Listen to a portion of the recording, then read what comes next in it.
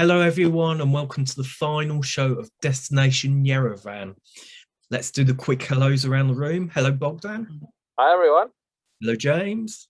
Hey everyone. Hello, Sarah. Hi everyone. Hello, John and Staggy. Hi, folks. And hello from me, it's Richard. So in tonight's final preview show of Junior Eurovision Song Contest 2022, we've got the host country Armenia, Albania, Kazakhstan, and of course, Ireland. So starting us off with the host country Armenia, who debuted in 2007 in Rotterdam. They've won in 2010, of course, last year, 2021. Bogdan is going to lead us into this year's entry. Richard. Well, before listening to the song, I was thinking, oh, whoever's coming next has big shoes to fill in after Malena won with Kami Kami last year. But okay, so let's listen. And this year's entry is called Dance, and it's sang by Nara. And you know what? I absolutely love it. It's a dance song. She has personality. The song is so catchy. I was listening to it and I said, okay, this one you can actually listen into a club for adults and you wouldn't know it's a Junior Eurovision song. And it's the same vibe like last year. So that one was, again, Kami Kami was a song you could play in a club and everyone would dance to it. So I said, well done, Armenia, for catching on the same wave from last year. I love it. You can dance, you can sing along. And she's very, expressive. You enjoy watching her performance. So yeah, the beat is cool. I love it. Let's see what's going to look on the stage, because I have high hopes for Armenia this year again. Thank you, Bogdan. We're now off to Albania, who debuted in 2012 in Amsterdam. The best they've done so far is 5th place in 2015. And James is going to lead us into this year's entry. So this year, Albania are being represented by Caitlin Jalta singing Pakes Diel. Now, Albania are a bit of an interesting one at JESC. I think they've come close a few times to getting it really, really right. And I think they've had a few misses in there as well. Listening to this year's entry, the first thing that struck me is Caitlin has very unique vocal quality. Now, she's quite young, but there's something quite unusual about her voice. It sort of grabs your attention. You know, oh, hang on.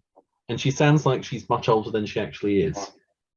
So I think there is sort of a maturity to those vocals.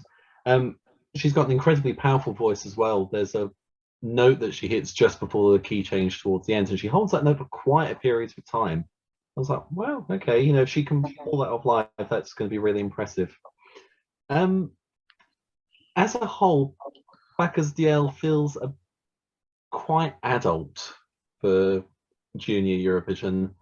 It's very ballady. I mean, it's got supposedly quite an upbeat message about, you know, I'll be the sunshine in your life when you need it and that, but it's delivered in quite a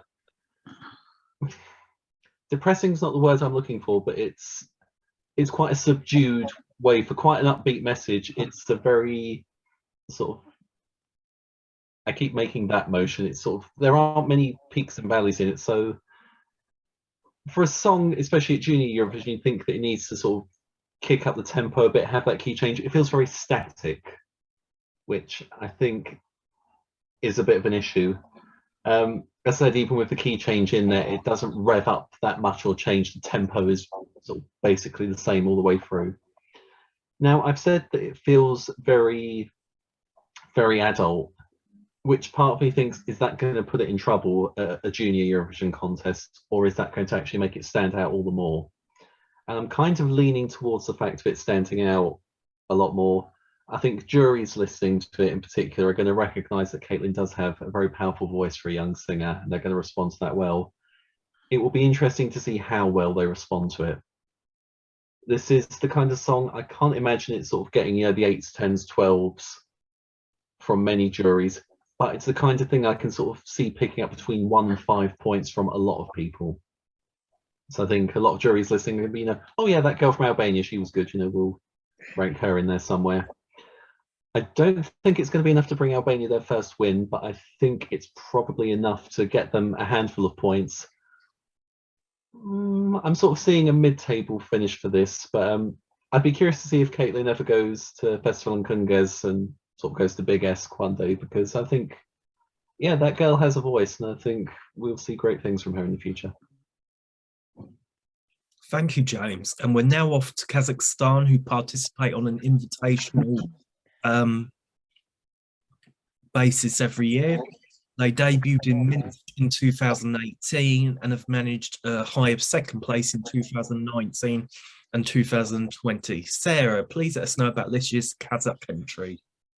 Okay, thank you, Richard. Now, Kazakhstan, they've done very, very well since coming into the junior contest, and I would personally love to see how they do in the adult contest one day, because they brought some cracking entries over in the very short time since they've been participating in JESC. Now, this year's Kazakhstan entry is sung by David Sharlin, and the song is called Yerevan. I hope I pronounced that right. And it translates as Mother Earth. And as the title would suggest, it's about, from what I could work out, climate change and the damage that we're doing to the earth as a whole. I've not seen a live recording of this. I've only seen the promotional video. But I have to say, the video itself is very slick, as I would expect from Kazakhstan, really, judging on their past entries. Lots of really sort of impressive graphics there, sort of demonstrating sort of bits of the earth, you know, sort of the grass growing, sun shining, and then the damage that we're doing to creatures in the sea, because it's almost like a bit of a skeleton of a fish there, and you see sort of images, clever little images of, you know, of different sort of litter, rubbish, and I have to say, impressive, certainly visually impressive. And if he can bring that to the stage, I would be very impressed. The only thing I say about the song is it's a little bit, I don't know how to describe it. It doesn't kind of get me as much as some of the other sort of the other kind of songs that we've heard so far in the contest. So like sort of Ukraine, you've got, you know, you talk about peace, you've got Georgia, and you've got, yeah, so you've got Ukraine and Georgia with similar kind of themed songs. And I have to say, I don't think this is quite as strong as those songs. Putting it, you know, I think it's certainly sort of the efforts there. He's got a good voice, he's got a really good voice. I'd like to see it do well. I really would, but I just worry that what's going to happen is you're going to get Ukraine and Georgia splitting the vote, because of the fact that there's just sort of very similarly themed songs. So I would like to see it do well, and I would hope that it's going to pick up quite a few votes. Thank you, Sarah. Finally, we're on to our final country, which is Ireland. They made their debut in 2015 in Sofia, and the best they've produced so far is the 10th placing in 2016. John, please let us know about this year's entry. Okay, Ireland's song called Solas, or Light, sung by Sophie Lennon. And Sophie's from County Down, which is from the Northern Ireland, which, who knows, could play a subliminal part when it comes down to the voting. I love it. I love it. It's Irish through and through. You could tell she's Irish.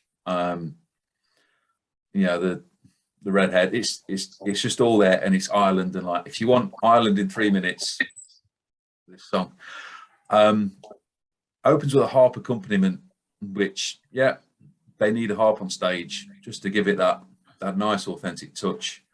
There's just a general traditional vibe that is just lovely, just really, really sweet about it. The lyric is in Irish, and I don't think it switches to English at all, which again, which in this case I quite like. It all alludes to magic and wizards and like, but it's the general things will be fine vibe. You know, wherever there's darkness, the light will come. So if you're having a hard time, don't worry, because better times are going to come. It's that sort of really nice, positive song. It bumps along so nicely. Bump isn't the right word, but you know what I mean. It moves on really nicely. and there's a key change. Nothing wrong with a key change. But if they get the staging right for the key change, I'm thinking Olsen Brothers in 2000, where there's that really soaring key change, and then the lights go up, and she belts out the final part of the song. It's it will give you goosebumps. It will give you goosebumps. It's really nice. It's really impressive. You know, it doesn't go down the you know, it's not the song that will go down well at Eurovision Disco, because it's just not that kind of song. But it's delightful, absolutely delightful. I think that's the best word I can find. It's a delightful little song. Can it win? It'll be a challenge. There's a lot of stuff there, and it depends on your audience. If you've got, I don't know, parents and kids watching the show together on the Sunday afternoon, that might push it up. It's difficult to say. I'd love to see it win. I'd love to see them do better than 10th, since 10th is the best they've done so far. And this has all the hallmarks of deserving to finish it. Yeah, far, far better than 10th. I'd love to finish top 5, top 3 even. Just because it is such a delightful little song with such a positive vibe. Yeah, Ireland, love it. Thank you. Thank you very much, John. And as is tradition now, do we think there are any winners amongst these 4? Bogdan. Well, for me, it's no doubt it could be Armenia. Armenia again. They could go back to back. Not sure, but it has a really good chance. Thank you. James? I agree with Bogdan. I think Armenia could be in with a shot of winning their own contest. I also think Ireland could surprise us. There seems to be a lot of love for the Irish entry out there this year. And I think, you know, as we've said, it's been quite a dark year. There have been a lot of things going on for, you know, a lot of countries and a lot of countries involved in this particular contest. So maybe a song that's looking to the future, that says, you know, hey, things will be all right again, you know, maybe that's going to, you know, capture the mood of Europe a Sunday afternoon in December. We'll have to see. Thank you, James. Sarah? I think if anybody's going to be in with a chance of winning out of this group of songs, I think definitely Armenia. I think it's every possibility they could do the double and do the back-to-back win. It's a really good song. Thank you. And John? Yeah, I've got to agree. I've got to agree. Armenia, you know, they've got the home advantage. They've got form in this event as well. A bit like Georgia, we discussed on other recordings, and Poland that we discussed in the recordings. Armenia have got form with this. They know how to push all the right buttons, just to get those extra votes, just to push it over the line. But yeah, Ireland. Okay, I've got to be a bit biased. I'd love to see Ireland win. I think we all would. It would take the contest really, really nicely west. Which, you know, with all due respect, it'd be nice, you know, to share the load a bit. But genuinely, out of these 4, Armenia is the one that stands out. And for me, yes, Armenia. They could do a back-to-back, and that'd be only the second country to do it in the history of the contest, after Poland did it in 2018 and 19. And for me, I'd love to see Ireland do well. Top 5, you know, is possible. I can really see it happening. So we'll wait and see. But now we've previewed all of this year's contests participants. We've got one little debate left. So in recent days, the EBU have announced an online vote for non-participating countries launching for the Eurovision Song Contest in 2023. Now, this online vote has already been happening at Junior for the last few years. What do we think of the change? Let's start with Bogdan. Well, I say, why not? We all know that Eurovision has been watched for years and years for people from around the world. It's about time that everyone feels involved in the competition. It won't be just, oh, I'm not part of that country from Europe, or the country part, I can't vote. I'm just gonna watch the show. Next year, they will be able to actively be involved in the competition and have a say. So I said, well done, why not? I applaud it. challenge. James, your opinion? When I first heard the news, I was a bit like, oh, this feels like it's sort of taking Eurovision away from Europe a bit. But I think that was just because it was like, oh, I really didn't expect to hear this. So I think that was that feeling. Giving it a bit more thought, I'm sort of thinking along the same lines as Bogdan. I think it, why not? It gives a bigger platform, and also countries that haven't taken part for a while, where we know there is sort of a real desire to come back. So places like Turkey, Bosnia, Luxembourg, Slovakia. If it gives them a chance to vote and have their voices heard, I think can only be a good thing. And interestingly, people were sort of panicking a bit and saying, oh, it's going to do this. It's not that huge a section of votes. But I think it would be interesting when you have countries sort of outside Europe sort of looking in and saying, oh, what's this? As we know, the United States have been watching Eurovision more in the past few years. It will be interesting to have that sort of fresh perspective, because, in Europe, we all sort of bemoan that, Greece will vote for Cyprus, Sweden will vote for Denmark, former Yugoslav states will vote amongst each other. So it'll be interesting for countries that don't necessarily have this cultural sort of connection to anywhere to see, actually, okay, here's a group of 25, 26 songs, which ones do you like? Without sort of having that cultural pull on, like, oh, we have to vote for them, they're our neighbours, or, we know that singer. So yeah, I think it's a bold idea, but I think it's going to take Eurovision in an interesting direction. So I'm looking forward to it. I can't wait to get those statistics and start sort of crunching the data, because I love things like that. So I'm really looking forward to getting the data and sort of working out, okay, what can we project from this? We look forward to that article after Liverpool, James. Sarah, what do you think?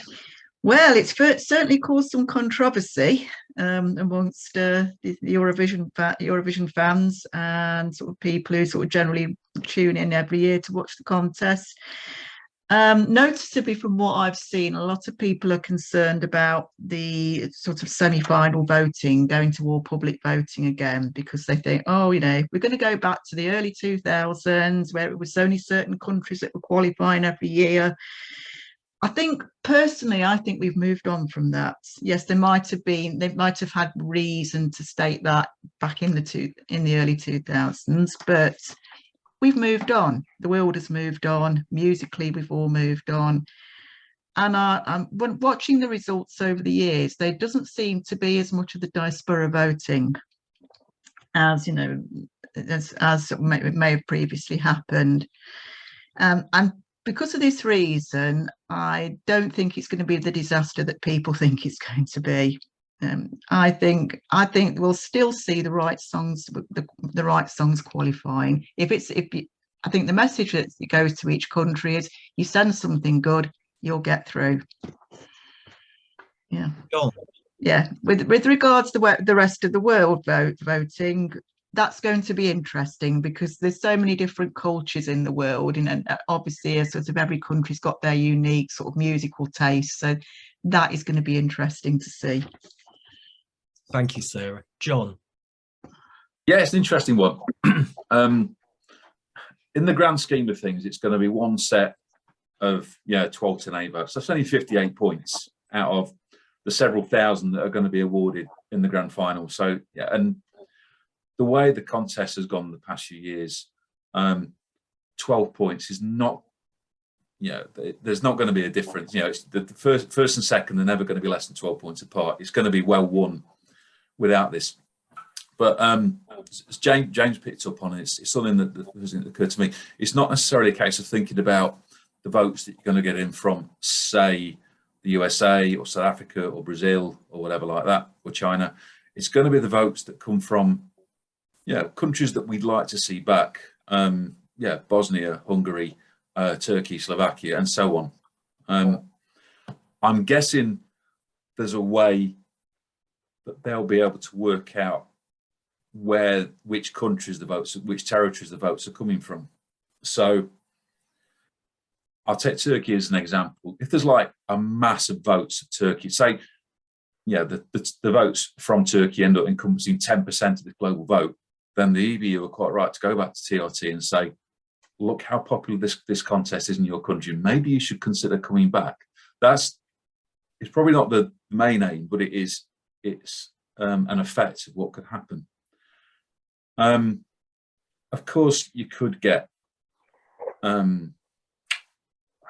language voting, like the Lusophone countries of the world voting for Portugal, say, the Francophones voting for France, say. But when there's only 58 points up for grabs, it's not going to make that much of a difference. It's an interesting experiment, and I think we've got to keep an open mind about it. And when it happens next May in Liverpool, we just got to see how it works. They only have to do it 1 year. If it doesn't work, if it falls flat on its face, they don't need to do it in 2024. What's the harm? For me, I personally think it's about inclusion. You know, Eurovision fans aren't just those fans in participating countries. They're all over the world. So why shouldn't the fans be included from all over the world? And like John said, it's an experiment. It doesn't have to happen after next year's contest, but I think it's a good way forward for it. And as like John also said, it's only an extra 58 points in the public vote side of things. So realistically, 51% public, 49% jury is near enough 50-50 as it is now. But for me, it's about the inclusivity of all the Eurovision fans. So, but like we've said, America, for instance, they stream it over on NBC. So if the NBC commentators say you can now vote, that might get more people interacting with the contest instead of just watching it. You know, they might look at contest websites throughout the year and be more involved. So for me, it's all about inclusivity, and I think that's a good thing. Right, thank you all for watching this year's Destination Yerevan, the preview for 2022 Junior Eurovision Song Contest. Don't forget you can find us on Facebook, Twitter, TikTok, Instagram. I keep forgetting about YouTube. There's also EurovisionIsland.net. But from all of us for now, we'll be back very, very soon with some more videos. See you all soon. Bye. Bye. Bye.